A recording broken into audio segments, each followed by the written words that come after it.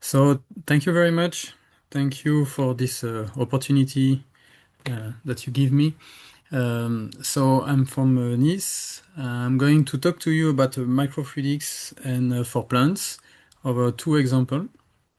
And so plants are under environmental stresses, many of them, and I would talk today about two stresses, the water deficit and the pathogens, and in particular fungal pathogens.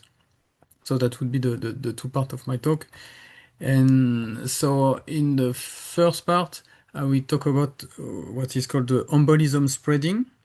So when you have a plant under water stress, and this work is done with these people in the lab. And then in the second part, I will talk about pathogens for plants, and that's a study where we also using microfluidics, and I will talk to that after. So what is embolism spreading? So you know that plants are big microfluidic devices. You have the sap that goes up and down in the xylem and the phloem, and the xylem is where the sap is going up and passively due to evaporation in the leaves.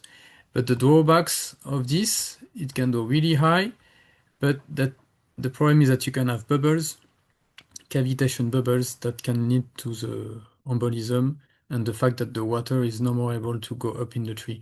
So why do we have that? Mainly because of gravity and of Poiseuille flows, of this flow that goes up from the soil to the leaf, and it is pumped by the transpiration, evapotranspiration. But these two phenomena, due to viscosity and gravity, led to strong pressure gradients and then led to, in fact, negative pressure. So in the trees, you have negative pressure. This you can see this easily with this equation. The pressure, if you imagine at the bottom is the atmospheric pressure, will decrease along the tree, along the water path because of gravity. It will decrease, and also because of the hydraulic resistance time the flow rate. When you're in summer, because you will have a stronger evaporation, the flow rate is increasing, and then you will have an increase in the negative pressure. Okay, so this problem, as I was saying, of negative pressure is increased when you have more evaporation. That's what you can see in this graph. If the soil is dry, you will also push the negative pressure in more negative domain. So the problem here, it's a scheme of the xylem from the soil to the leaf, is that you can have this embolism, which is basically a bubble, and this bubble prevents the water to flow there. So the water can still go around. But if this bubble spread and this embolism spread, and then you will have a big problem. And that's what the trees are facing now. So plants have developed strategies to avoid that, but sometimes it's not sufficient. But basically, the strategy is to have the uh, pits here where you have this bubble that is blocked for a while. So negative pressure is it's a metastable state of water that is into vapor even at negative pressure. It has been studied in many physics domain.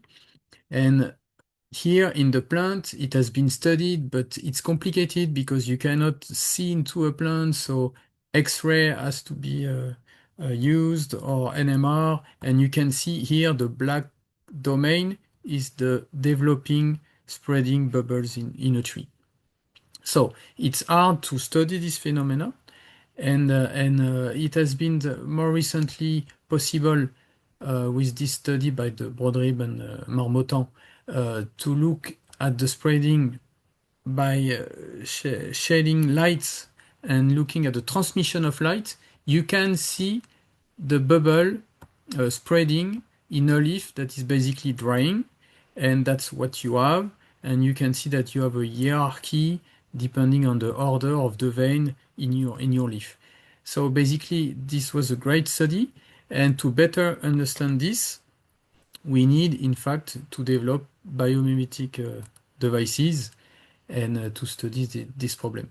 So the problem of the spreading and why it can be stopped, oh, sorry, it's because here when you have a bubble, you have this bordered pit that separates two vessel elements, and to avoid the bubble to go from one element to the other, this is linked to the Laplace pressure. As long as the difference in pressure is smaller than the surface tension divided by the curvature of the interface, then you are safe. If the pressure difference is higher than that, then you will have the bubble that will go through. And basically, in plant, this radius is given by a few tenths of nanometer. Here, that's the membrane of the bordered pit. And so, to study this, we need to mimic this phenomenon. Actually, uh, we do it with artificial system. System have been developed, in particular by Ebstruck, in negative pressures. And here, for that case, it's sufficient to use, in fact, just positive pressure, because as we will see, just to look at the spreading of the bubble, we don't need to be in negative pressure. So this was a study that I could do during my postdoc, where when you use PDMS, because of the pervaporation of water through the PDMS, you can succeed in doing a really simple artificial leaf where you have evaporation of water, and this was used to look at the optimality of this transport.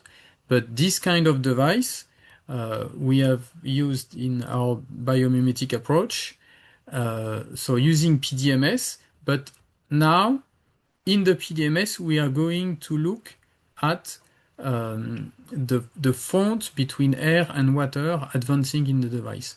So in this kind of device, a study led by Ludovic Kaiser, here you have a 1D channel, but between the two part of the channel, you have a constriction, and this constriction mimic the bordered pit that you have in the plant. And so here, if you put a bubble at the entrance and you let here evaporate the water through the vertical roof, and then you can see the bubble advancing, and then at some point being blocked for a while, and here you have the spreading that it stopped, but at some point the Laplace pressure threshold is overcome, and you have the bubble that can propagate. So this is a really simple 1D channel that mimic the pits in the real plant.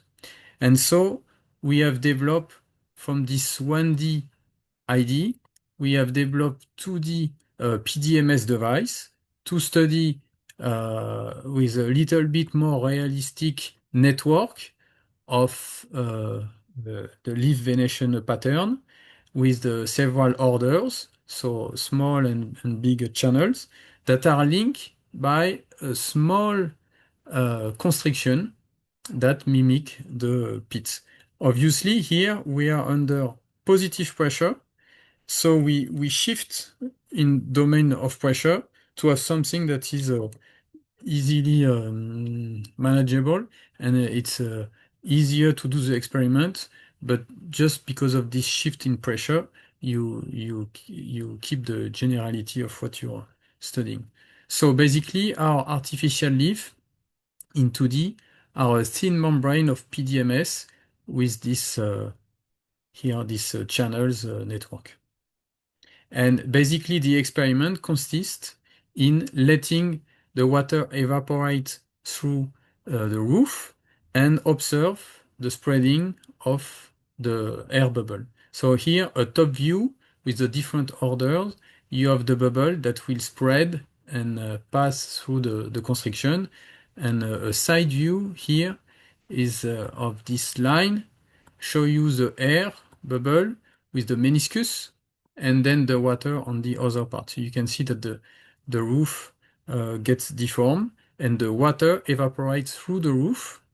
And that's why, because of the evaporation, you will have the bubble that will spread. So basically, uh, when we do one experiment, it can last for a few hours. And you can see on this movie the spreading of the air domain, and all your leaf is going to be dry soon. And instead of water, in the end, you have only air, and that's really mimic what happened in the real leaves. So we could quantitatively study this, and we could do the same kind of plot as for the real leaves here. We could get this kind of plot of the percentage of embolized channels in our device. What you see that you have jumps, so you have an intermittency, and these jumps are characteristic, and that they are due to the constriction that block for a while the advancing of the embolism. What we don't have in our system is the hierarchy that could be observed, and this is an ongoing work that I'm not going to talk to you about. And what I'm going to talk to you is a little bit more about the jump and the evolution of the pressure in this system. So in fact, you can have two types of jump. You can go from a full element of a vessel of channel full of water toward directly full of air, or you can have a partial jump where in fact when the meniscus is advancing you just have a small bubble that will slowly increase. So these two type of jump were a nice thing to study, and they are in fact related to the evolution of the pressure in the system. So we needed to better understand this mechanism and to understand why we could have sometimes the total or partial jump. We need to know how the pressure was evolving. And so we have built an interferometric measurement technique where in fact we use a spectrometer. Sorry, you have some French word. And here, with a ray of light that will get reflected here, another one on the roof that is get deformed. These two rays are going to interfere, and with the spectrometer, you have this kind of fringes that gives you an idea and a precise measurement, in fact, of the thickness of the air layer here. So basically, with this kind of spectrum, you can measure the pressure in the system because you measure the deformation of the roof of your channel. I don't show it here, but you need to calibrate your system. But basically, the deformation can be linked to a pressure measurement. And as function of time, we are measuring the pressure in this channel. You can see that at each channel where the bubble is spreading, you have an evolution of the pressure. It's a complex curve. The bottom and top part of the jump are variable. You have a residual pressure, so many things to better understand. So here we could apply this technique to measure the pressure in the system and better understand what happened. So this biomimetic approach is now developed, as I told you, to study the hierarchy and to better understand what are the parameters that can be interesting to measure in the real samples, and for sure get inspiration for new application. So this has been published in Interface Focus, and so that was about one kind of stress, the water stress. And now I'm going to switch to the second part, which is completely different, about oomycetes pathogens and zoospore swimming towards roots, which is in collaboration with biologists in the INRAE Institut Sophia Agrobiotech, not so far from the lab here. So what is this pathogen? The Phytophthora, which is a plant destroyer. It has caused the lead blight and in Ireland in the 19th century. And so that's a really important in terms of cost and damages, and we need to better understand how this pathogen attack the plant. And so it's no more really a fungus. It's an oomycetes. It's linked to fungus. And basically, at some point of its development, you have a zoospore, so little swimming cells that are going to target the root and that are going to invade and penetrate into the root. So basically, what we are studying with our microfluidic devices is the moment where it's swimming.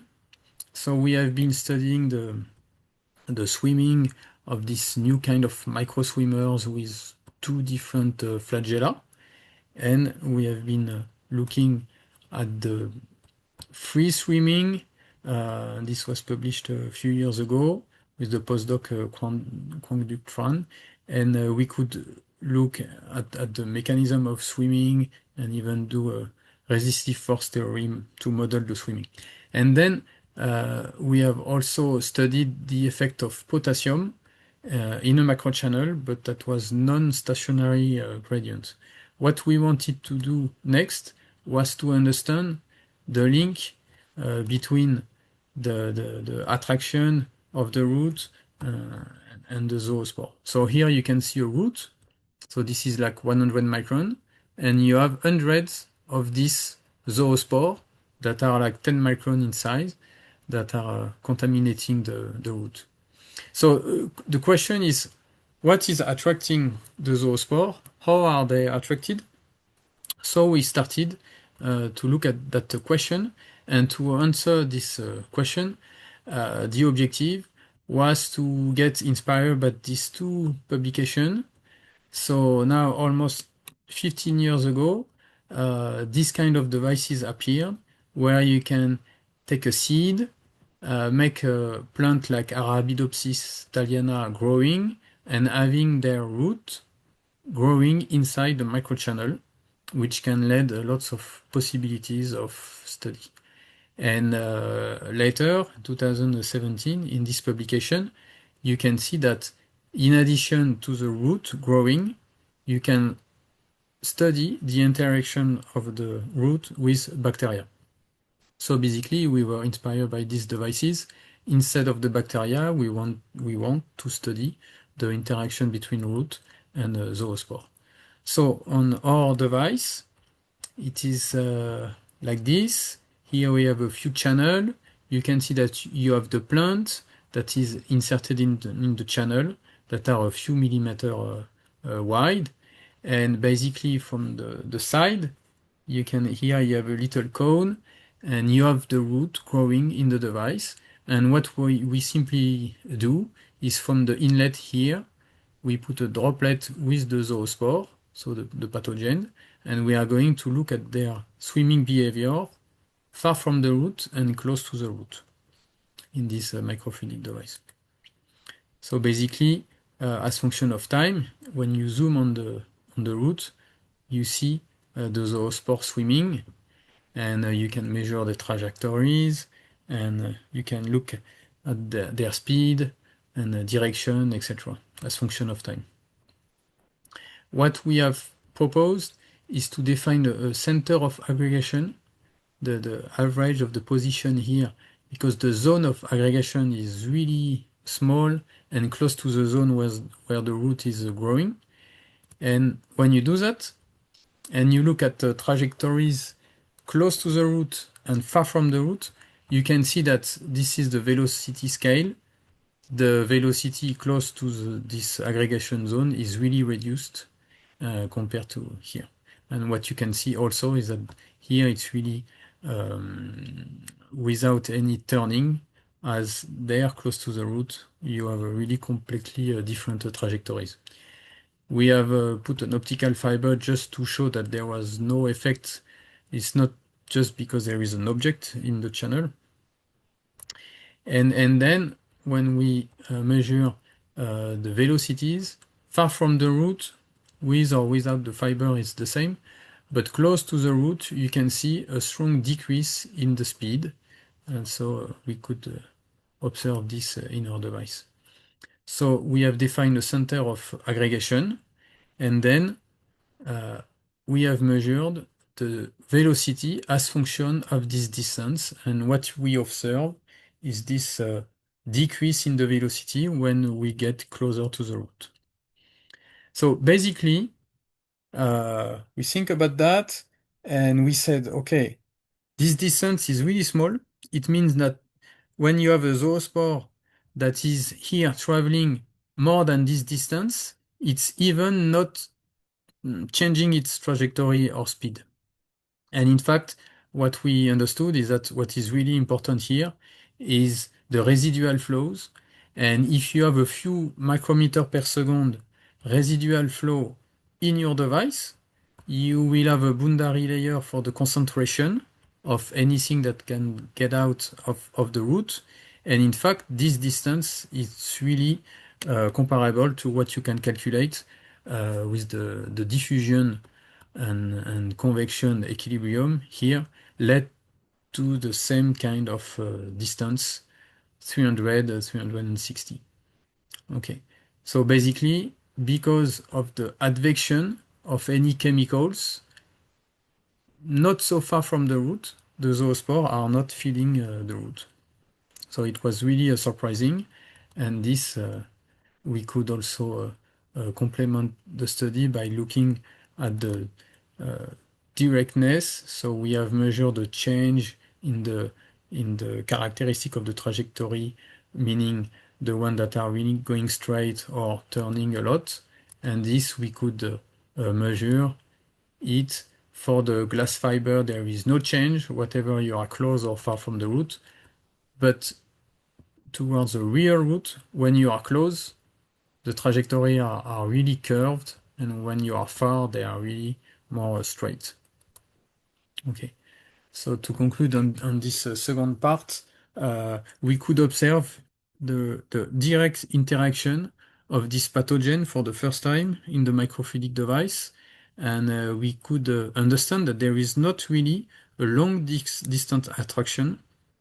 So now we want to better understand what is the attraction, what are the chemicals involved in this attraction, and that's why in particular we are doing other device with a steady gradient without any root, with a Swen Elstroffer in postdoc, to do different kind of gradient, not only potassium but other chemical species. It's an ongoing work where we put the zoospore swimming in this gradient. We can put any kind of chemicals. Okay, and on this, I would like to thank all the people with who we could do this work on the two parts, the collaborators on other aspects of the project in Clermont-Ferrand and Grenoble, and on the second part in RAE and in the Elphi2M lab in Nice and our funding. And with this, I thank you very much for your attention.